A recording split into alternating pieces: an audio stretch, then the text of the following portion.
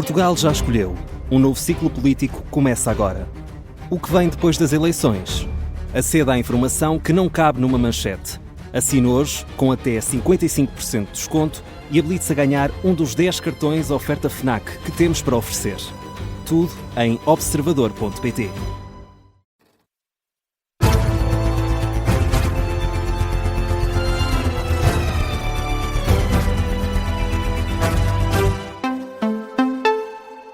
Notícias das 3, com a edição da Diana Rosa, e começamos com a nomeação de Luís Neves para novo Ministro da Administração Interna.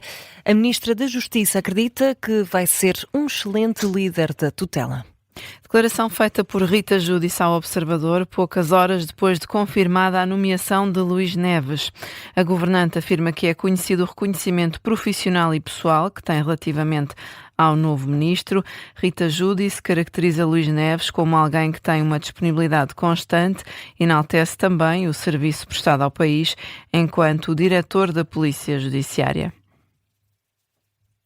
E é precisamente sobre o percurso de Luís Neves que vamos falar, Diana. Vamos recordar quem é o homem que passa da polícia para a política, Ricardo Lopes. Luís Neves, 60 anos, licenciado em Direito, entrou para a Polícia Judiciária há mais de 30 anos. Foi até aluno no FBI, liderava a Unidade Nacional de Luta contra o Terrorismo quando foi nomeado para diretor nacional da PJ pela primeira vez em 2018. 6 anos depois, foi escolhido por Luís Montenegro para renovar o mandato que acabaria apenas em 2027. Foi responsável por investigar casos relacionados com a ETA, skinheads e assaltos a caixas de multibanco com materiais explosivos. Tornou-se também num rosto mediático por anunciar a captura de João Rendeiro, ex-líder do Banco Privado Português, fugido na África do Sul. E da análise de informação que a Polícia Judiciária desenvolveu, verificámos com elevadíssimo grau de probabilidade que João Rendeiro estaria no continente africano, sobretudo no seu hemisfério a sul. Na altura, o caso ajudou a renovar a imagem da justiça manchada pela fuga de Rendeiro. Luís Neves foi também responsável por grandes transformações na Polícia Judiciária, que tem hoje praticamente o dobro dos inspectores. No início do ano passado, Luís Neves marcou a agenda quando fez do combate ao discurso de ódio e à corrupção batalhas pessoais. Lembrou, no Parlamento, perante os deputados, que um imigrante não significa um criminoso. A quem interessa esta temática das fake news? Interessa aos profetas da desgraça e da criação do caos para pôr em causa o sistema democrático. De facto, aquilo que se fala não corresponde à verdade. O ex-diretor nacional da PJ foi hoje nomeado para Ministro da Administração Interna, 11 dias depois da saída de Maria Lúcia Amaral. O perfil de Luís Neves, traçado pelo jornalista Ricardo Lopes, a nomeação já foi validada por Marcelo Rebelo de Sousa, é o que consta de uma nota publicada no site da Presidência. Luís Neves toma posse na segunda-feira numa cerimónia que vai decorrer no Palácio de Belém.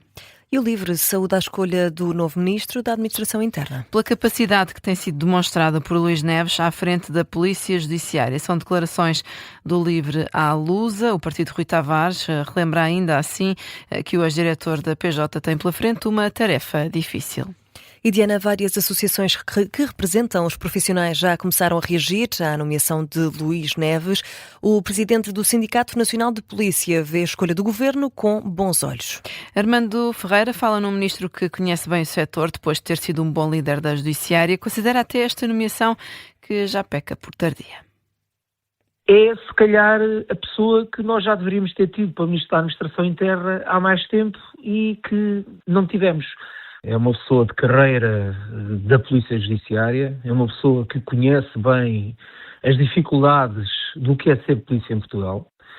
É uma pessoa que, enquanto diretor da Polícia Judiciária, fez tudo por tudo para melhorar as condições dos seus profissionais, dos seus homens e das suas mulheres que trabalham na Polícia Judiciária e, nesse aspecto, da minha parte, eu vejo com bons olhos a vinda do Dr. Luís Neves para Ministro da Administração Interna. Leitura de Armando Ferreira, presidente do Sindicato Nacional de Polícia, em declarações à Rádio Observador.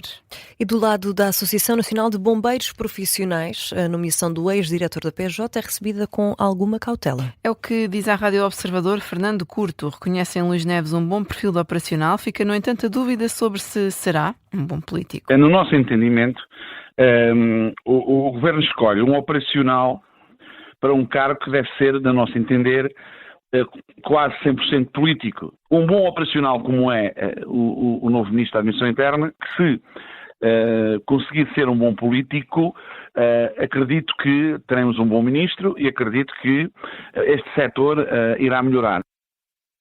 Fernando Curto, Presidente da Associação Nacional dos Bombeiros Profissionais.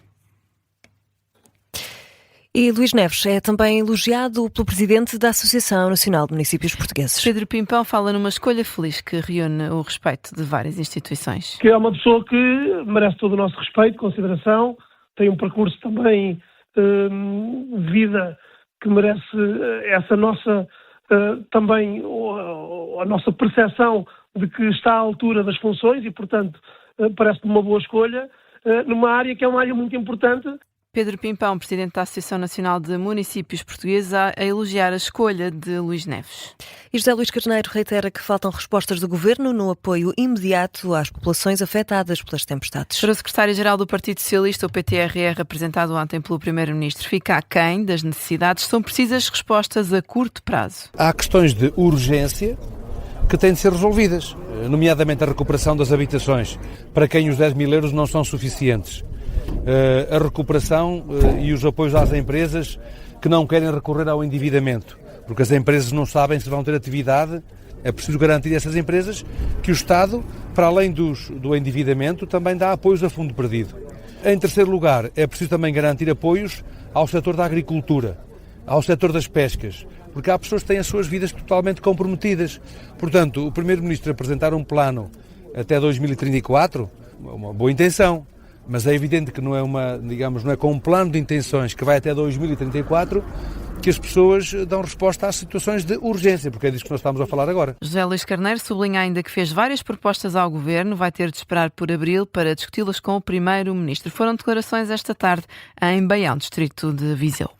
E o secretário-geral do PCP acusa hoje o Primeiro-Ministro de ter muita conversa e poucas medidas para apresentar ao país. Em declarações à agência Lusa, em Lisboa, Paulo Raimundo entende que não há nada para comentar acerca da apresentação do PTRR feita ontem por Montenegro. Para caracterizar o plano do governo, o líder comunista pega até numa expressão popular para dizer que o rei vai nu. Descreve meia hora de conversa do Primeiro-Ministro sem qualquer substância. Contamos em direto nesta edição das 3 com Luís Miguel Ribeiro, Presidente da Associação Empresarial de Portugal, a quem agradeço desde já o facto de ter aceitado o nosso convite. Muito boa tarde, bem-vindo. Boa tarde. Luís Miguel Ribeiro, concorda com as confederações e com os políticos também que, entretanto, criticaram o Governo por falta de medidas concretas? Sim, eu penso que este plano é um plano que está bastante bem estruturado e é ambicioso e vai de encontro àquilo que o país precisa de fazer face àquilo que foram os últimos acontecimentos. E é engraçado porque logo na segunda página diz que este programa, este PTRR, não é um programa de recuperação e resiliência, mas deve beneficiar das lições e da aprendizagem dos erros na concepção ou execução deste. Ou seja, isto está no documento apresentado pelo Governo sobre a descrição do PTRR. O que é que isto nos deve fazer refletir é aquilo que foi a forma como foi desenhado o PRR e executado e percebermos que o desenho e a concepção é importante, é muito importante, define prioridades, mas a execução é ainda mais importante. Porque nós podemos ter um plano muito bem desenhado, mas se não formos capazes, em tempo oportuno, de implementar, esse plano não vai servir de nada. Ou seja, não passa de um conjunto de boas intenções. Aquilo que nós temos aqui, e este PTRR está a ser 3 pilares, o da recuperação, o da resiliência e da transformação, que terá 3 fases, o curto prazo, o médio e o longo prazo. Eu diria que o problema está de imediato no curto prazo. É preciso que este curto prazo seja de facto um curto prazo. Que medidas é que as empresas precisam no imediato? No imediato nós precisamos de voltar a pôr as empresas a trabalhar. As empresas, para o fazerem, precisam de recursos no imediato, nomeadamente de recursos financeiros, de apoio à tesouraria, mas não um apoio como o que está previsto só de empréstimos. Precisamos de um apoio que tenha a componente de fundo perdido e que tenha a componente de capitalização. Nós temos recursos para isso nos programas, no PRR, sobretudo, há ainda muito por executar. Temos hoje um banco de fomento com capacidade de criar linhas e mecanismos para apoiar as empresas. Precisamos é de ser céleres a fazer isto. E não temos burocracia aqui no meio. É preciso que haja aqui, um contrato de confiança com os empresários. Um contrato de confiança em que permita que os empresários possam aceder de forma célere a estes apoios, aos apoios previstos e outros, e que depois, à frente, se faça a devida fiscalização, acompanhamento, etc., mas não estejamos a perder mais tempo nesta fase. O tempo é curto, as empresas estão paradas, estão a perder a sua capacidade de produção, estão a deixar de cumprir o seu plano de negócios, não estão a cumprir a entrega das suas encomendas, estão a pôr em causa toda uma cadeia de abastecimento, quer a montante, quer a jusante, e isto tem que ser com medidas céleres. Portanto, acredita que até ao início de abril, que foi o prazo estabelecido pelo Primeiro-Ministro para apresentar este plano, há aqui um hiato de tempo que fica no vazio. E, portanto, e que esse vazio tem que ser... Que noutras circunstâncias não seria um hiato de tempo longo, nas circunstâncias atuais e face à exigência de agirmos, é muito tempo. Um mês é muito tempo.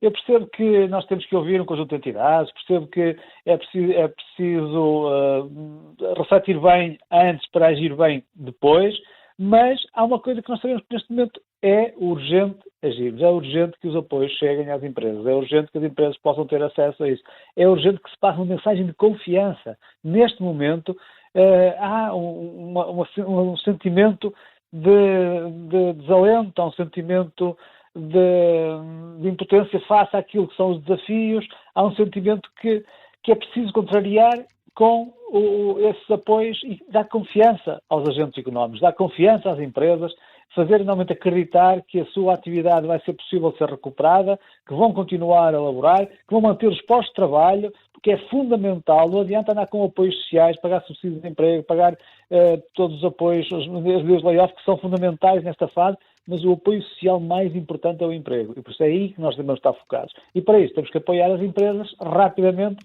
na sua reconstrução, na sua recuperação e depois, sim, também apostar na resiliência para que em situações futuras que possam voltar a acontecer, as empresas estejam melhor preparadas para que essas situações tenham menor impacto que aquilo que tiveram. Obrigada pelo retrato que nos ajudou aqui também a traçar Luís Miguel Ribeiro. Obrigada pela sua participação nesta edição das 3 da tarde. Luís Miguel Ribeiro, que é presidente da Associação Empresarial de Portugal, aqui então a sublinhar esta necessidade de recursos financeiros de apoio à tesouraria, apoio a fundo perdido, aqui também a realçar a importância de manter postos de trabalho. O emprego é fundamental para estas empresas.